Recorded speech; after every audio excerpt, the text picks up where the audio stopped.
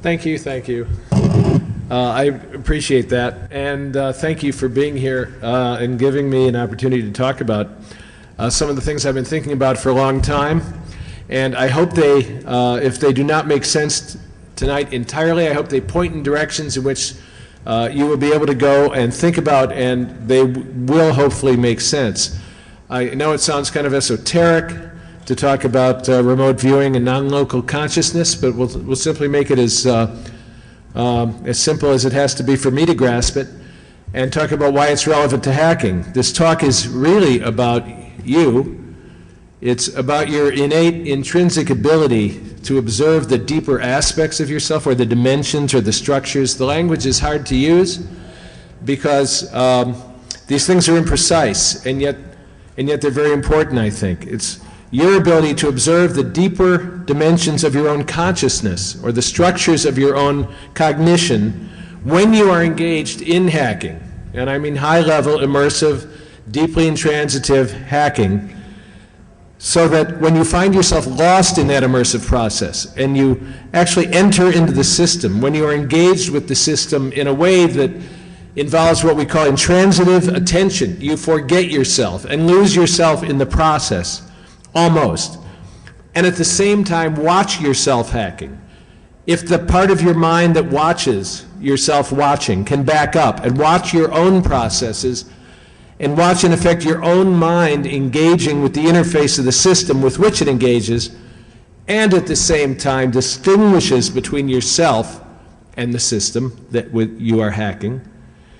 This talk really is about your ability not only to see that, to know how to go there, but to remember how to do it and how to go there, so you can go again as you choose or as you allow. And that in turn empowers you to bring that self-awareness, that knowledge, that power, to big picture hacking, which is the larger enterprise of your life, to your obsessive passion for knowing what works and how it works, not only in technical machinery, which is human-made, but in the entire universe.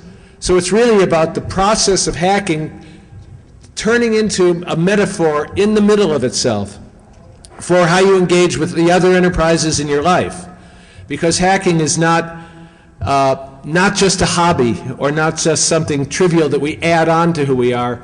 When you engage in it as the best of you have, it literally becomes your modus operandi in the world, and it becomes your approach to all other things as well. And incidentally, if you can do this, then it will also make you a better hacker, because you will know the differences that matter, the differences that make a difference. Gregory Bateson said, information is the difference that makes a difference. Information is the difference that makes a difference. My observation at this point in my life is that information is available everywhere and always, because it is the intrinsic nature of the universe to disclose itself, to include sentient life forms like us in the process of becoming first aware and then self-aware. That is, aware and then aware that we are aware. So what hacking, in fact, is doing as a transformational process from the 70s, 80s, 90s into this century is exactly what General Hayden referred to at Black Hat in his really quite clear and excellent keynote. It is a new domain of consciousness and a new domain of action, which cannot be translated back into the prior domains which belong to a time of prior technologies, which shaped our relationships and our cognition and our very sense of identity and our being in a completely different way, because the technology does make those forms go liquid, and we find ourselves having to retailor ourselves for the new shape and the new fashion that the new technologies make available. So in 45 minutes, this is an attempt to sketch out how remote viewing, how non-local consciousness, how big picture hacking, and how knowing who you really are give you not only root, but the root of all roots.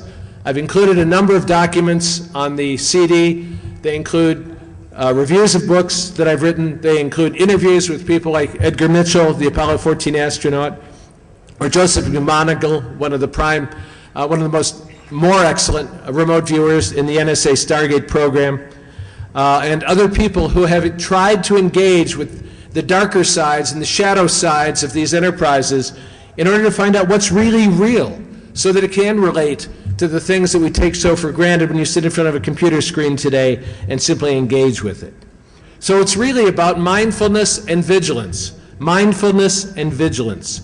Know yourself and be aware. It's really about just that. But it's about doing that more and more deeply. There was a guy who formed a program called EST once upon a time. He took a lot of flack for it, but really was quite powerful process that delivered the experience of no mind, the Zen notion of Sartori, in a couple of weekends in a basement of a hotel.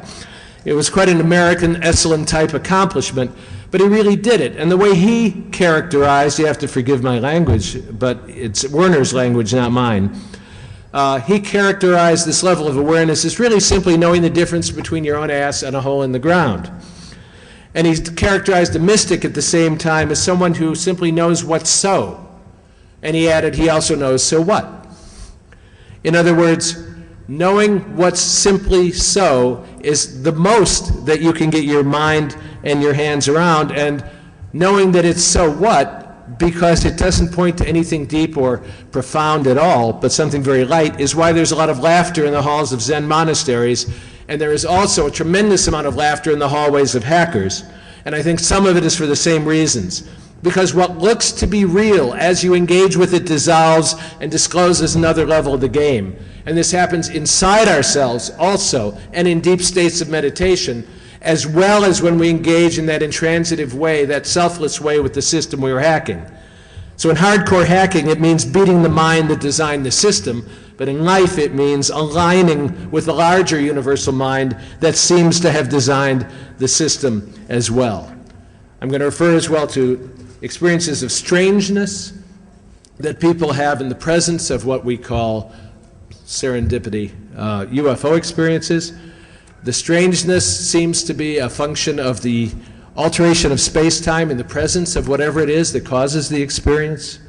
They cause anomalous experience, and then we start to get the idea that what we call anomalies are really the centers of entirely new ways of constructing reality, physics and science and biology and other things as well.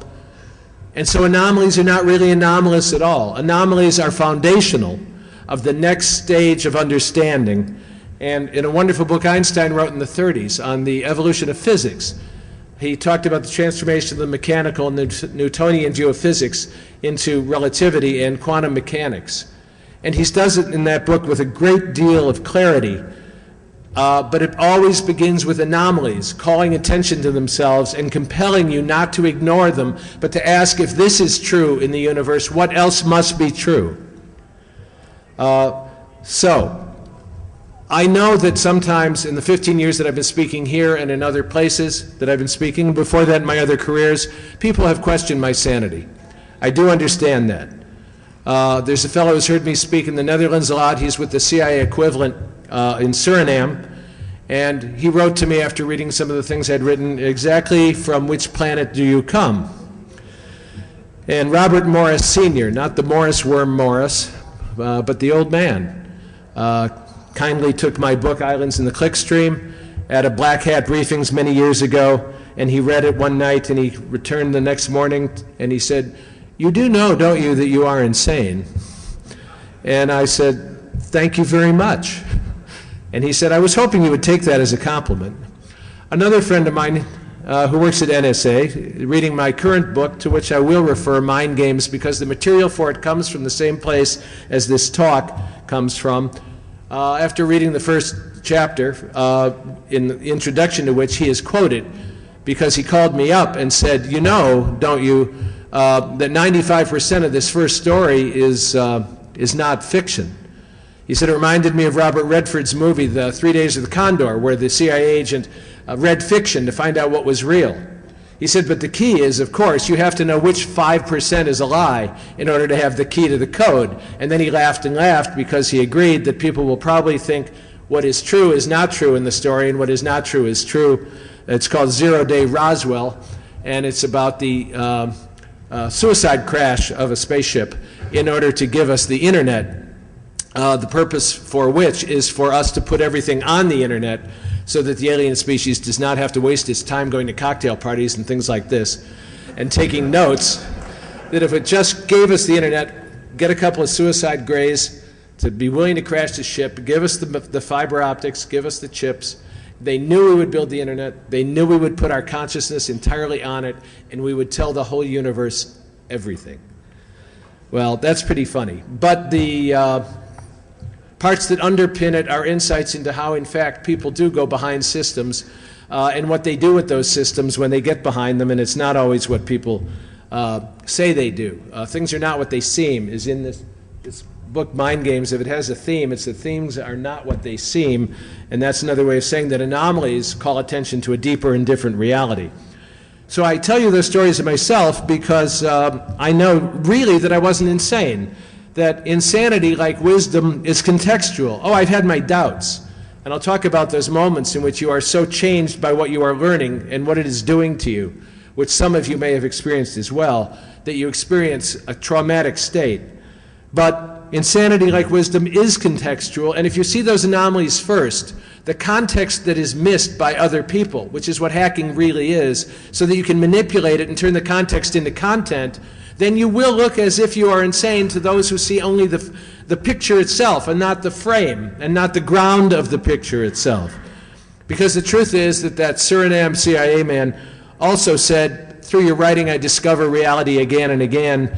And Robert Morris Sr. held up the book in a seminar and said, everything I needed to know in life I learned from this book, which was his way of saying, there, I paid you for the book.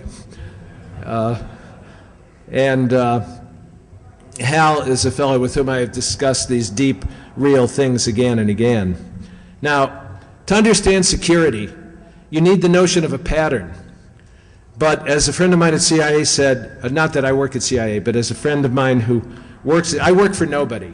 You know, I have nowhere to lay my head. I am all things to all people and nothing to anybody in particular, except an opportunity and a space. But this is a friend at CIA. She said, you do not know what assumptions the system is making. What assumptions are implicit in the architecture of the system you're hacking? You can't query the system about its own assumptions because it cannot reveal in a self-conscious way its own flaws. The system is not self-aware. What does the system think it knows that it may not, in fact, know? In other words, what is intrinsically built into the system as assumptions that the system itself is not aware has been built in? People who build systems do not understand that principle. And then she quoted the phrase, cryptography is the opiate of the naive. Cryptography is the opiate of the naive. Peter Neumann once mentioned to me, he was talking to Ron Rivest, who's a well-known cryptographer and brilliant at what he does. They were talking about voting machines. Ron was pointing out, Neumann is at SRI, has been for decades, old Multics man, and he pointed out that the voting machine is essentially broken. It can be hacked. But Rivest was focused on the cryptography, and he said, that's not my problem. And that's the way people think who see the content as if it's all that matters rather than the larger context which hackers have to see in order to make the system do something for which it was not designed. The environment in which the logic is running is an unknown from a security standpoint, and the environment too, the context needs to be audited. Turtles all the way down. Context must be turned into content. So that's why it's not a good idea to use new environments for security critical code. You may remember when PHP came out, people rushed to it because it was easy to use, but it caused a few problems coming down the road. So looking at the context, seeing it clearly, and then articulating it, and then realizing that you yourself are the context for the foundational knowledge by which you see, and seeing that clearly is the subtext of this talk. 15 years ago, I did my first talk at Defcon. It was called Hacking as Practice for Transplanetary Life in the 21st Century. In it, that sounded insane then. But here in the 21st century, I could say to the young hackers who are out there, most of you, maybe it's just who's in the front row, you don't look that young anymore, but they were young hackers then. I was reminiscing with Matt, with Barcode, about our first meeting. I remembered his arrest only a week later, and my first outreach to a young man who knew well that he wasn't 18 and was okay. But they were young, and I could look at who they were. This is one of the advantages, maybe the only one, of being older, is you begin to see life as a telescoping set of episodes or developmental stages, and you see the long picture much more clearly. So you see not only who people are in front of you into their hearts or souls, but you see who they are in the process of becoming. And I could say to the hackers then, you will be the thought leaders of the next generation, and in the 21st century, you will be the ones who must learn how to bring the technology of hacking as consciousness to the tasks that you undertake in the world. Well, I wrote that recently to Mudge. Now he's known as Peter Zatko, and he's doing research and development for DARPA. And he said, some of us remember that you said that. Some of us knew what you meant. Some of us thought you were crazy. Of course, at that time, Dark Tangent, Jeff Moss, wasn't on the Homeland Security Advisory Committee. He was still saying, you know, at 20, if you're working for the man, you're a lamer. And then a few years later, he said, you know, but at 30, if you're not working for the man, you're a lamer. And now, at 40, he is the man. He's on that committee. In other words, those who were kids then are now in special operations, working for intelligence agencies, working for corporate giants. And I'm saying this to try to establish a timeline of credibility, because what I'm going to say next will sound, some of it, insane, that I could see what I was talking about. And I'm trying to make that case. I don't mean to be overtly defensive about it, but I want to say that the future is a construction of possibility here and now for action. And all meaningful communication is communication for action, including your action as a conscious being who's aware of his or her own power and freedom and flexibility and the option of having an impact on other nodes in the network. That's mindfulness and vigilance. But it also means if you're hacking systems that bring you in touch with information and knowledge that is arcane and often hidden from the general public, which has a consensus reality which often excludes it in order to remain comfortable, then it means also that you have to develop an openness to some very weird shit. Now, I don't mean to use an obscenity. I mean to quote Burn After Reading, one of the Coen Brothers movies, and you remember the character, the Jim, the guy who was the fitness instructor, and when he found the notes, the intelligence CD that the other guy had dropped, he said, "This is really weird shit. This is some really weird shit." Well, it was. And in one of the documents that I include on the CD, I have a review of a book by Peter Sturrock, a physicist. He wrote A Tale of Two Sciences. Now, I've watched Peter's career over the decades. He's well acknowledged for his work in plasma physics and with neutrinos. Brilliant man, published many, many papers. But he had an alternate life. And this is what it does to you when I say, what does it do to you engaged with anomalies and outside of the consensus reality over a lifetime? It can have an impact on you. He also was very interested in those anomalies.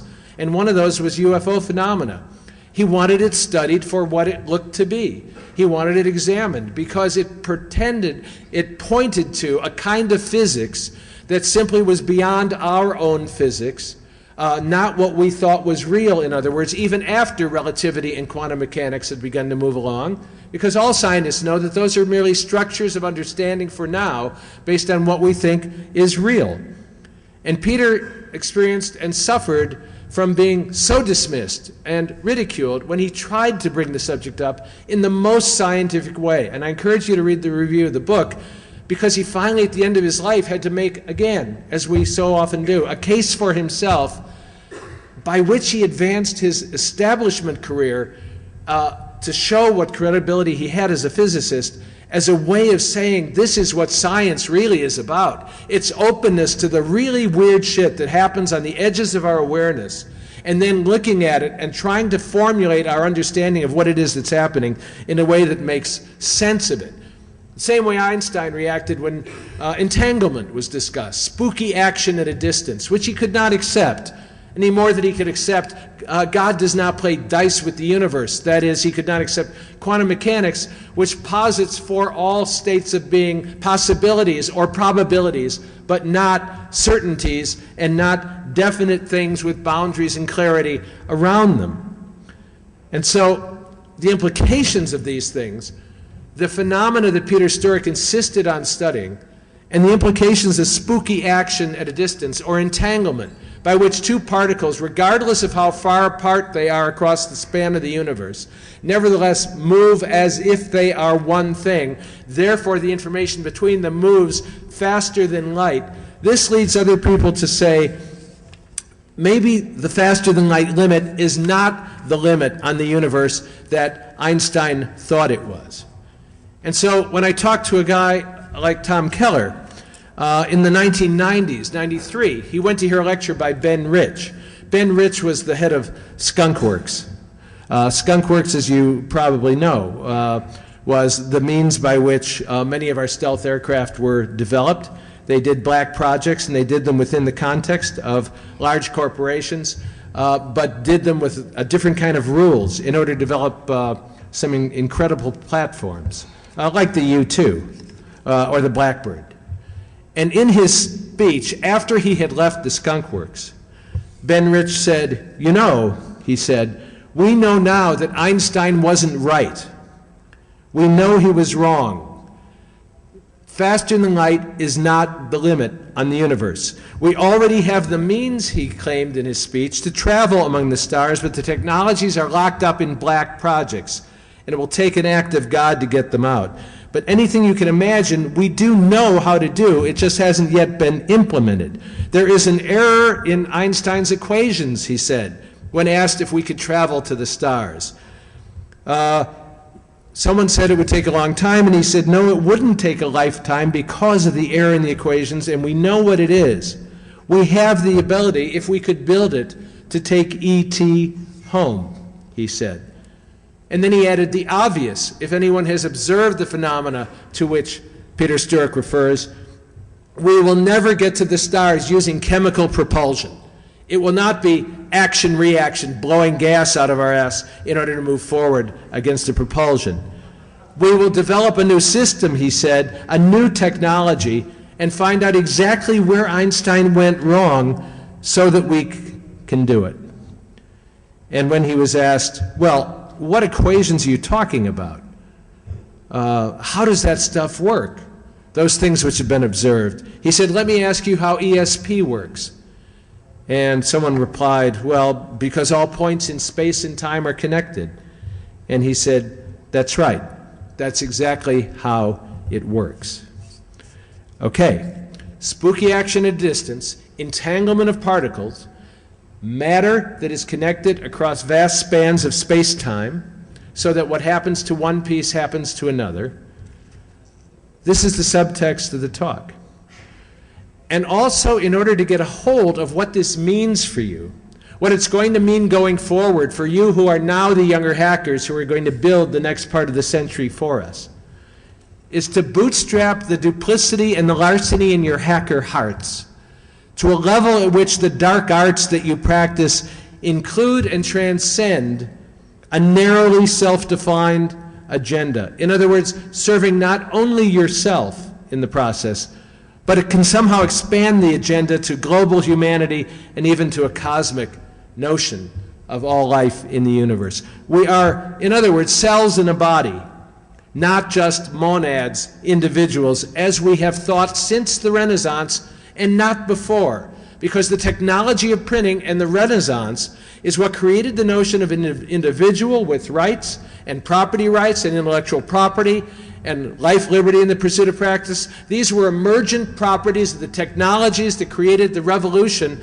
about 500 or 600 years ago, in which you have been born, but through which it is your privilege to also leave and transform into the next revolution, which is the digital revolution, which is going to undermine the notion of individuality in that way. Because when you participate in a network, by engaging with the network, you discover soon enough that you are not controlling and dominating the network, which is what mechanical cybernetic processes teach you to try to do in order to manage what you are doing. You find the only way to act is through participating and contributing and influencing in a network, because you are a node in the network and there are other nodes of equal status and power. And you become a different kind of being, participating and losing yourself. You are no longer the dominant brain of the network. You are a cell, as I say, in a body. And if you start to see yourself that way, well, then things begin to change. And your notion of what it is to have power begins to change, and how to use that power begins to change. One of the stories in mind games is called Species Lost in Apple Eating Time. It's one of my favorite stories. It's very short.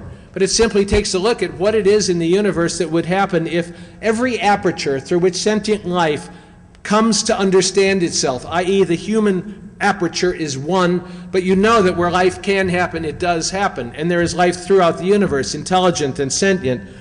And through all of those apertures, every time we hook up with one another, we transform the cultures. So now we have nation states, but they're in the process of dissolving into a planetary culture, and that is just on the cusp that fast of dissolving into a transplanetary culture as we begin to populate our near-Earth space. Now, every time that happens, your identity shifts. Who you think you are is different.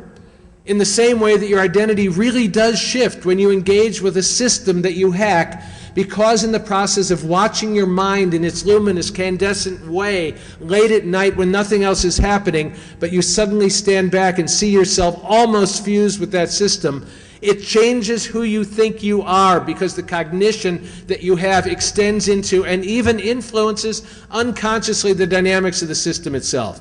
One of the things that was discovered that led the CIA to start looking at remote viewing and psychic phenomena was also psychokinesis. I have talked to people at CIA and at NSA who swear, and you have to swear. You can't just assert an anomalous statement. So you have to swear that there are people we cannot let near our computers because it bungs them up for them to be too close to the computer. The fact of that, and the measurement of that, and the confirmation of that who we are as electromagnetic beings, not just mechanical beings, but who we are as electromechanical systems, has influence on the other systems with which we engage, some more, some less. But don't you see that the point is, as you become conscious that that is you, that's what you are, most essentially are and do in the process of hacking, and that it has that impact, as you can back up and observe where in the brain, where in your consciousness, back here somewhere, medulla oblongata, around the sides, as it were, in high context cultures, you experience yourself knowing with a different kind of knowing, and you experience yourself more able to manage the effect. And then those are the people that the CIA and the NSA and some others invited into the programs to explore remote viewing, which is really clairvoyance according to protocols, designed to enable us to see things clearly in other places without being there. Sounds like telepathy. It is like telepathy. How does it happen, Ben Rich said? Because time and space are a continuum. You see, these are not just crazy concepts. These are emergent concepts of necessity coming from the thought and science and reflection that we are doing. So to reiterate what I said 15 years ago, that hacking is practiced for a transplanetary life in a self-consciously transhuman biomechanical future, I mean this now more than I ever meant it 15 years ago. And that's why hacking, to be worthy of the name, as I said last year, has to go beyond information hacking and communication systems, and it must include biohacking. I mean, it must include biohacking. Biohacking is increasingly going forward not an option for a hacker if he or she really wants to do the work of hardcore, black hat, white hat, call it what you want, hacking. Now things, because of the information revolution, are moving faster and faster. They really are moving faster in all domains. Now 15 years ago, when I talked about what was coming in technology, I could count on a time period of a couple of years before the normal media caught up and understood what I was saying and could write about it. I did a talk last year on biohacking, and I thought it was kind of forward-looking in terms of how quickly the cost of doing your own artificial life or genetic engineering experiments had come down, and how in collaboratories you could use biobricks, which Ted Knight and others at MIT have built into module laboratories so that you don't have to do everything from the beginning, just like script kiddies, downloading modules and hitting strike. I thought I was a little ahead of the game. The next week, my Economist came in the mail, and there was a 2-page story on biohacking. And they also cited all of the same kinds of people and kinds of concerns that I had. And that, other than realizing it was time to retire, what that told me, quite seriously, was that it is almost impossible, where information is moving so quickly, to get really far ahead of the game. There's another story in here called The Last Science Fiction Story. And the premise is simply that the future can't happen because it's already past. And therefore you can't write stories about the future because the future is over. Therefore science fiction, which is by definition how a left-brain society dreams in a right-brain way of its own future, is increasingly impossible. And that is also why science fiction has so radically shifted. I'm not alone in saying this. Bruce Sterling said to me about 10 years ago at a Computer Freedom and Privacy, he said, 5 years maybe. Same kind of thought I was having. 5 years maybe is as far as we can go. But when Jules Verne wrote From the Earth to the Moon in the 1860s, we had 100 years to go before it was realized. When Neuromancer was written in the early 80s, we had about 20 years before people began using the word cyberspace to mean their normative everyday life. Now we don't have that lag time at all. Things are happening faster and faster. And so I noticed another thing happened, called my attention biohacking. MIT appointed a president a few years ago, Susan Hockfield, whose background was biology. These are the markers you use. When MIT chooses a president whose background is biology, it says something to you about the future of engineering. And again, as a sign that I wasn't that far ahead, I read an interview with Bill Gates about how he did what he did, and he talked about what he really was above all was open to possibilities, and the possibility at the time in front of him was the computer. Today, he said, I would not go into computing. I would go into biology. So when you have a convergence of points of view of smart people saying this, Susan Hockfield said about 5 or 6 years ago, the challenge of archiving and manipulating large data sets, a common problem in physical science and engineering, is now endemic to modern society. The tools that engineers and physicists develop for their work are finding new life in the biology lab. The Human Genome Project draws on math and computational science every bit as much as powerful new gene sequencing technologies. Therefore, she said, in recent years, the two revolutions in the life sciences, molecular biology and genomics, have triggered a third revolution. Initially, the connection between life scientists and engineers revolved around borrowing tools. Today, what began as a relationship of proximity has evolved into a fruitful new synthesis, a relationship of equal partners with converging questions. In other words, the convergence of those questions is exactly why you cannot consider yourself educated, even in your limited domain, if you know only one thing. If you know one thing, you know almost nothing. Because, as she said, in leading labs around the country where these are already building fruit, students are collaborating on projects in engineering, physics, biomedical science, and other fields.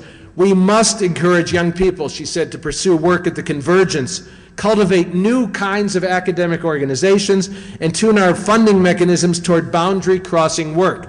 Now go back to what General Hayden said the other day in the keynote, and it's exactly the same thing, that the emergent understanding of disciplines and domains is so challenging to our fundamental way of structuring our knowledge that it shatters it. But as you know, somebody else said 2,000 years ago, you cannot put new wine in old wineskins, they crack and break. You cannot put new paradigms, new material into old paradigms, they crack and break. You must be cross-disciplinary. You must be exploring opportunities in things that influence and impact one another, and these disciplines do not have names. You know, I realized this first. One of my sons is 40 now, and when he was 18 or so, he went to Northwestern. He had to choose a major. And I remember when he graduated, they said history majors and science majors and so on, and then they said, and we have one ad hoc major. And everybody laughed, because it sounded so funny. But what it meant was that my son, of whom I am justly proud, had seen that he could not find in any one discipline the combination of things he needed to know to do what he wanted to do. He called it symbolic system studies. And he combined material from math and philosophy and cognitive science and artificial intelligence and computer science. And he went to each of the 5 departments and talked them into giving him credit for different pieces of each domain, which for academia is really breaking down silos, and creating a new major, in effect, an ad hoc major that had no name. And all I'm saying is those of us who have lived through that and keep going forward know that ad hoc majors is the name of adult learning. We cannot learn unless we learn in a cross-disciplinary way, and that means surf the waves of the different disciplines that influence one another, none of which we can master completely. Because now it has grown to a point where the information in any domain of expertise is unknowable in its entirety by any expert in that domain. You cannot know it all. And therefore you're forced back on what Jeff Moss said to me years ago, there's too much to know. So the most important thing I need to know is what I don't need to know, but I need to know who knows it so I can get it when I need it. In other words, the discipline of knowing how to live and work in networks, to be a node in a network, and therefore to exercise power in a different way. Jeff Moss was a kid who called 100 people out of cyberspace to Vegas for a meeting 18 years ago, and now there were 8,000 people here and there were 6,000 at Black Hat. I'm being reflective and kind of nostalgic because 15 years ago I did my first talk at Defcon. The next year we talked at that convention about starting Black Hat. And the next year Black Hat started, and it's grown into something entirely else. What I'm saying is the danger is that you accept what it has grown into, and then this is who we have become and this is what we are. And as soon as you think that, you're old. You're old and you're gone. Because the cross-disciplinary emergence of new ways of thinking and literally new domains of expertise is constantly happening. And therefore you have to constantly learn how to submit yourself to be a node in a network and not a control of the entire network.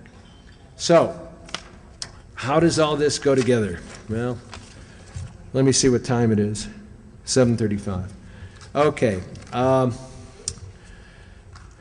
You have to participate in this domain of understanding then the way hackers have learned to participate in a meritocracy, by studying everything you can, learning everything you can, and then going to the collaboratory, the online collaboratory, which is now available everywhere, always, 24/7, and with respect and humility, taking your lack of knowledge to the experts in the domain. Pay attention to what they say, to how they act. Don't come on to them. But with humility, ask for help when you need it. And they know when you have done all the work you can and then are willing to extend a helping hand. Hackerdom has created this meritocracy, and it has worked beautifully. Corporations cannot emulate it easily because it is voluntary and participatory and based on influence and a mutual recognition and respect. But it also means that when you work that way, your ego diminishes. And when your ego diminishes, something happens. You know who the big names in hacking are. You want to know a secret? You want to know why you know their names? Because their vocation is to make their name known. That's why. The biggest names in hacking and computer science, you don't know their names. They're in the dark. You know, NSA has about, what, 80,000 people. You know, it's got more PhDs per dense mile than anywhere else. You don't know their names. The people who have done some of the best work in the world in this bifurcated post-World War II of ours, this world, we don't know their names. And you learn as your ego diminishes and you participate in this network that the most important minds that have created this space have labels on them that you cannot read. Their vocation was to create the space and disappear into it. One of my favorite stories in mind games, which obviously I'm trying to sell, collection of 19 stories, is Gibby the Sit-Down King. Gibby is a king hacker. All you see of Gibby is the view from the back. You see his jeans way down on his ass, and you see the little crack, and you see the side of the chair, and you see the multi-screened wall in front of which he sits. And why did he get in that position in the first place? Because he was an adolescent and he loved to masturbate. That's why. So he created every sexual scenario he could imagine. And he hit a crisis. I won't give away the whole story, but my favorite image of Gibby is sitting there with both arms bandaged from multiple stress, unable to lift one arm off the platform to which it has been tightly strapped because the carpal tunnel is just so painful. And that's when he really conceives of both teledidonics, and simultaneously the creation of alter genies, which enable people to develop through biomods their own sexual fetishes and preferences, and then he distributes those kits to build your own alter genies and change yourself so that you will like what you choose to like, instead of, as most people find, what they happen to like. And then he creates the scenarios through hacking, which are available in multi-level ways. Well, yeah, I just love that story. because what happens as he works his way up the ladder of symbol making is he begins to see more and more deeply the kinds of things I'm trying so hard in vain to describe, and he disappears into the very fabric of the mind he ultimately perceives himself to be, making the symbols that enable others to make the symbols. So this links to the bigger theme of non-local consciousness and entanglement of particles. We know now that matter is merely dense energy, and energy is merely diffused matter. Metaphorically, we could say that matter is energy that moves real slow, and that energy is matter that moves real fast. But there is fundamentally no difference between the two, and that's why matter is entangled with matter, a particle with a particle. What is a particle? A particle is a possibility defined in a quantum way as a mathematical probability at a particular intersection of space-time. So when something is entangled with something else, of course remote viewing becomes a possibility. Of course it happens. Of course it can happen. I have had it happen to me. You have probably had moments of unconscious telepathy or clairvoyance yourselves. The trick is to know that you have those experiences as possible, and therefore open yourselves to some very weird shit. It just happened that a friend of mine was the head of an organization in Washington, D.C., who, when I brought up remote viewing and what I was learning from talking to the remote viewers in the program, he said, well, we did the evaluation for CIA of the program, don't you? And of course I didn't, because you never know anything like that. And he said, do you want to see the report? Are you bowing down to me or showing me 10 minutes? 10 minutes. Oh, 10 minutes. Okay. It was flattering, but I thought a little over the top. Okay, 10 minutes. So he said, do you want to see the report? And I said, of course. And he sent me the report. And what the report said is that, of course, yes, there is something very much to this. Read that interview with Joe McMoneagle. There is something to it. It doesn't happen all the time. A guy named Ken Kress did the program for the CIA.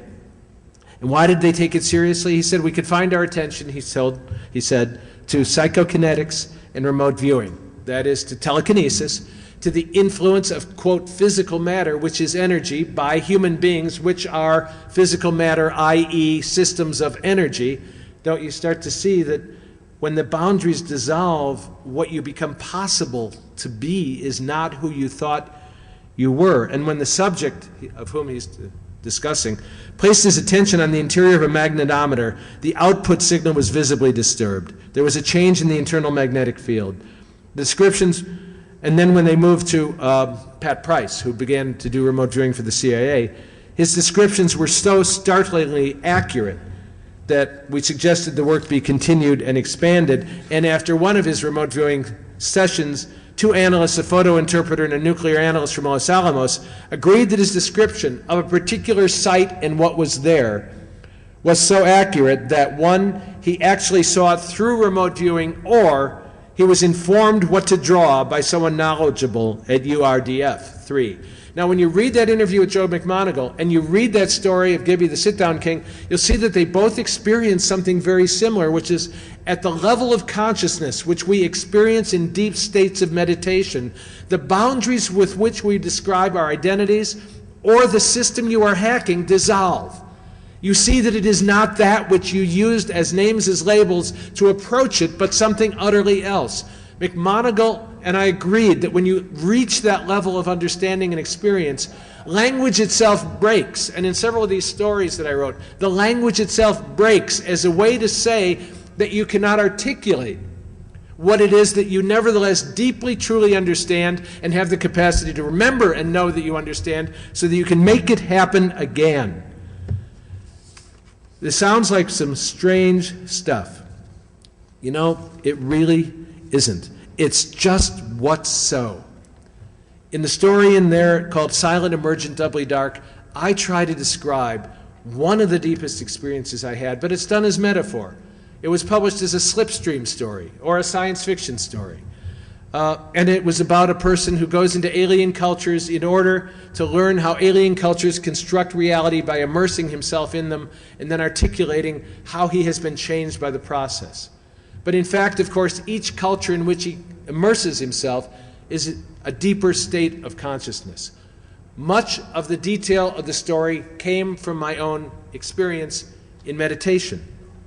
And in one of those experiences, which so profoundly affected me because of the images that were retained as symbols of what I had seen, that following week in Salt Lake City, Utah, I found myself at a bookstore called The Cosmic Airplane, and by an act of synchronicity found a book on the shelf about shamanistic wisdom and read it and discovered that the shamanic journey was not similar to but identical to the images and symbols that had poured forth from my unconscious as a way to grasp and articulate what I had experienced in that deeper state of meditation.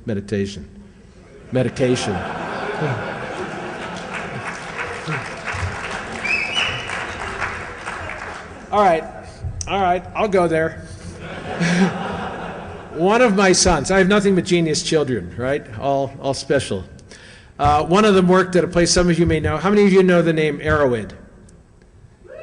Okay. Well, he did the research for a lot of Arrowhead, and 5 minutes? This is the time we all take psilocybin and just expand the time, make it 10 minutes. And I'll talk real fast. You'll hear it real slow. He also is a devout Zen Buddhist, so we've had some great conversations. My family includes agnostics, atheists, neo-pagans, Wiccans, Jews, Christians, and Zen Buddhists. So you can, and those are just the children, you know. That's true. You can imagine what reunions are like. But what he experienced with psilocybin and what he read about in the experiments of psilocybin, he would always say to me, I read about this, Dad, rather than I had quite a trip last night, was identical to what I was saying. It can be chemical. Of course it can be chemical, because what else are we but biochemical? And what else happens during deep states of meditation with or without medication but biochemical alterations? Hacking systems, hacking consciousness, hacking biology, hacking your life is essentially the same project. It's seeing connections between things that look disparate and different before, and seeing how they can be made together to do that for which they were not made or intended. What I'm trying to describe is trying to be a finger pointing to the moon. The finger is not the moon. Hacking is not the end of hacking. Hacking is practice for seeing complex systems as they are, arbitrarily constructed modules by a designer mind, which in turn you have labeled and named arbitrarily and built by social agreement into concepts that you can grasp, and which, based on familiarity and common use, become what we all agree socially is real. We call it consensus reality because this is what you have been trained to see, so this is what we agree to see, and this is what we do see. But as Kant said, concepts without percepts, something to touch, are empty, and percepts without concepts are blind. We need a concept and a percept. We need a way of reframing, and we need a way of tying it, anchoring it in what is reframed. Hacking is seeing what is in plain sight at the edges of the boundaries of the system, but which others overlook. There's a story in there, interview in here, a review of Joseph Marino. Marino wrote a book called Mind Wars.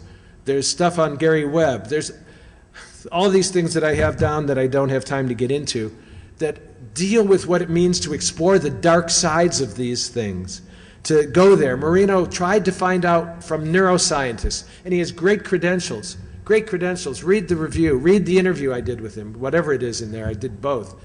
And Marino couldn't get anybody to open up. He said it was like the Manhattan Project, because so much of what we're trying to understand, that I'm trying to suggest in this talk, is in the dark spaces, in the black projects, behind the scenes. And in order to get it and see it, you have to have the wisdom and the time and the patience of a hacker. You have to have all day and all night. You have to be able to go there and do whatever is necessary to do the counterintelligence operation. Marino said he couldn't get anybody to talk to him, even though he'd worked behind the fence at CIA and done other things with neuroscience. People are so sworn to secrecy. We can keep secrets, and we do. So just like Ben Rich said, it's all behind the fence. It's not a conspiracy theory. It's life since 1945. I asked at a meeting I was helping to facilitate the lead historian at the NSA, tell me the truth. What can we in this room, about 12 of us working on intelligence and ethics, what can we discuss with a reasonable understanding that we're talking about the same historical memory. And he said, seriously, anything up until 1945.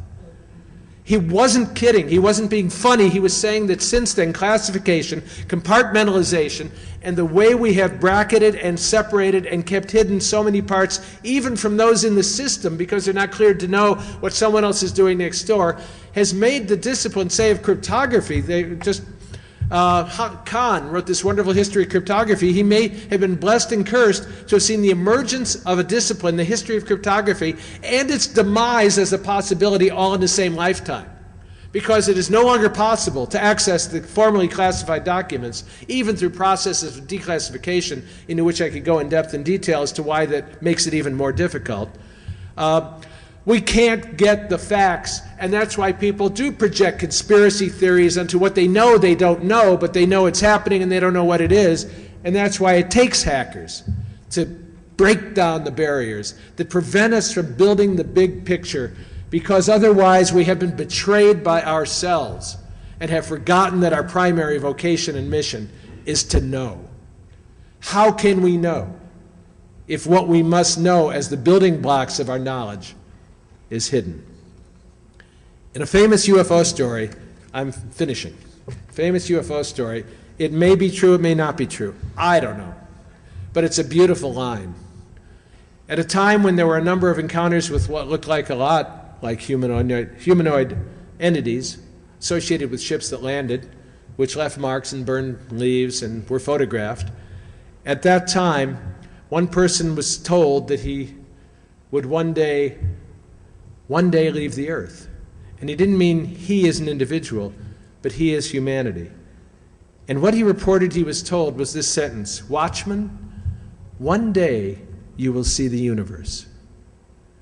Now, I personally, on the basis of decades of study with the best researchers on the phenomena, really think the extraterrestrial hypothesis is the best explanation for the data that refuses to go away. As Philip K. Dick said, reality is that which when you stop believing in it refuses to go away.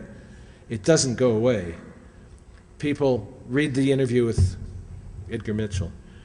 One day you will see the universe. All I'm saying, after being here 15 years among you and learning from you, is that our response should be like Jodie Foster in Contact, where she said, "Oh, I had no idea. I had no idea."